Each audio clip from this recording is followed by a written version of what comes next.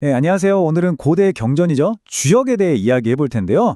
흔히 떠올리는 어떤 신비로운 점술서가 아니라 현대 조직을 위한 아주 날카로운 전략 도구로서의 주역을 들여다보려고 합니다. 그러니까 신비주의는 완전히 걷어내고요. 순수하게 전략의 관점에서 그 본질이 뭔지 한번 파헤쳐 보겠습니다. 이건 우리 모두가 겪는 문제 아닐까요? 기업은 거창한 전략을 세우고 국가는 정교한 정책을 설계하는데 왜 현실은 항상 계획에서 벗어날까요? 아무리 촘촘하게 계획을 짜도 현실은 늘 예측을 비껴가죠. 그럴 때 우리는 보통 의지라 부족했어 라거나 분석이 틀렸나 봐 하면서 자책하곤 합니다. 그런데 만약에 문제의 원인이 계획 자체가 아니라 세상을 바라보는 우리의 관점, 그 틀 자체에 있다면 어떨까요? 자, 오늘 우리는 이 질문에 대한 답을 한번 찾아가 볼 텐데요. 총 5단계로 나눠서 살펴볼 겁니다. 먼저 계획이 왜 실패하는지 그 근본적인 이유부터 시작해서요. 주역의 핵심 개념을 통해 리더십과 전략을 완전히 새로운 시각으로 바라보는 것까지 차근차근 짚어보겠습니다. 첫 번째 이야기입니다. 계획은 도대체 왜 실패하는 걸까요? 주역은 그 원인을 우리가 흔히 생각하는 의지나 능력 부족 같은 데서 찾지 않습니다. 전혀 다른 진단을 내리죠. 바로 우리가 서 있는 현재 위치를 잘못 읽었기 때문이라는 겁니다. 이게 정말 핵심인데요. 우리는 늘 목표에만 너무 집중한 나머지 정작 가장 중요한 출발점을 놓치고 있다는 겁니다. 주역적 사고방식은 바로 이 지점에서 시작돼요. 어디로 갈 것인가를 묻기 전에 그래서 지금 우리는 어디에 있는가를 먼저 묻는 거죠. 좋습니다. 그렇다는 현재 위치를 어떻게 제대로 읽을 수 있을까요? 여기서 주역이 아주 흥미로운 제안을 합니다. 우리의 관점을요, 아주 경직된 설계도에서 유연한 지도로 바꿔보라는 겁니다.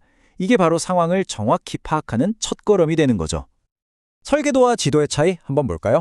설계도는 미래의 목표 상태를 딱 정해놓고 거기로 가는 직선 경로를 그리는 방식입니다. 말하자면 현재를 미래의 목표에 끼워 맞추는 거죠. 반면에 지도는 어떻습니까? 지도는 지금 내가 서 있는 곳에 구불구불한 강, 험준한 산맥, 즉 현재의 지형을 먼저 보여줍니다. 어떤 길로 갈지 선택하기 전에 내가 딛고선 이 땅의 모양부터 제대로 이해하자는 관점이에요. 예를 들어보죠. 신제품 출시를 목표로 하는 기업이 있다고 칩시다. 설계도 관점에서는 무조건 4분기까지 출시라는 목표에만 매달리게 됩니다. 하지만 지도 관점에서는 먼저 이렇게 묻겠죠. 자, 우리의 현재 개발 역량은 충분한가? 경쟁사들은 지금 뭘 하고 있지? 이렇게 현재 위치를 정확히 파악한 뒤에야 가장 안정적인 경로를 선택하게 되는 겁니다. 자, 그럼 주역은 구체적으로 어떤 도구를 사용할까요? 바로 궤라는 분석 단위입니다. 이걸 통해서 현재 위치를 읽어내는 건데요.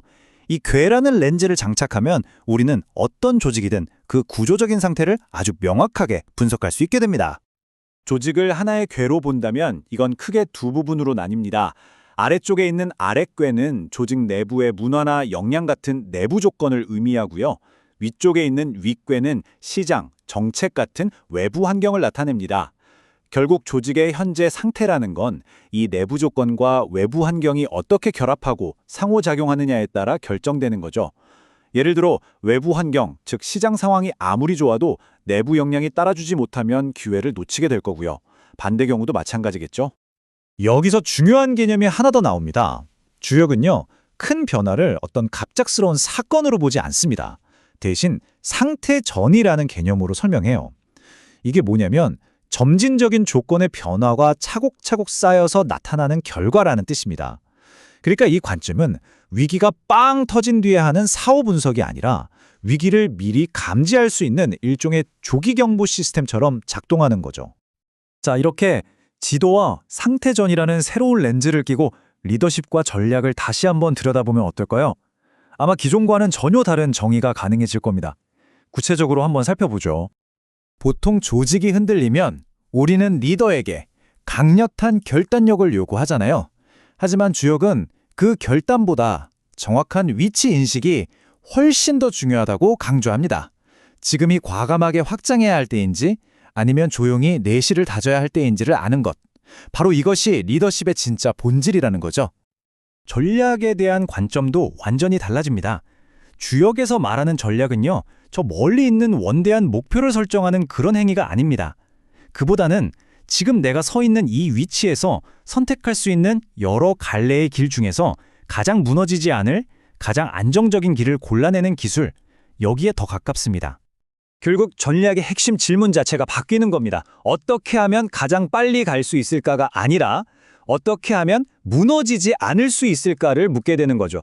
속도 경쟁에서 벗어나서 구조적인 안정성, 다시 말해 지속 가능성을 핵심 가치로 삼는 아주 중요한 전환입니다. 주역은 조직의 위기나 실패를 어떤 개인의 윤리적인 문제나 무능함으로 설명하지 않아요. 대신 중을 잃어버렸기 때문이라고 봅니다. 즉, 균형이 깨진 구조적인 문제라는 거죠. 여기서 말하는 중이라는 건 그냥 가만히 멈춰있는 중간 상태가 아닙니다. 끊임없이 움직이면서도 그 균형을 섬세하게 유지하는 아주 동적인 상태를 의미합니다. 생각해보면 조직에서 나타나는 대부분의 문제들은 사실 이 중, 즉 균형을 잃은 상태의 증상들인 경우가 많습니다. 예를 들어 지나치게 확장에만 몰두하거나 반대로 과도하게 통제에만 집착하는 경우, 혹은 변화를 극도로 두려워하거나 아니면 너무 무모하게 혁신만을 외치는 것. 이 모든 것들이 결국은 구조적인 불균형이 낳은 결과라는 거죠. 자, 이제 마지막입니다. 그렇다면 주역이 우리 조직에 줄 수 있는 궁극적인 가치는 과연 뭘까요? 많은 분들이 주역이라고 하면 뭔가 명쾌한 정답을 줄 거라고 기대하시는데요. 사실 그게 가장 큰 오해입니다. 주역의 진짜 가치는 정답을 주는 데 있는 게 아니라 시야를 제공하는 데 있습니다.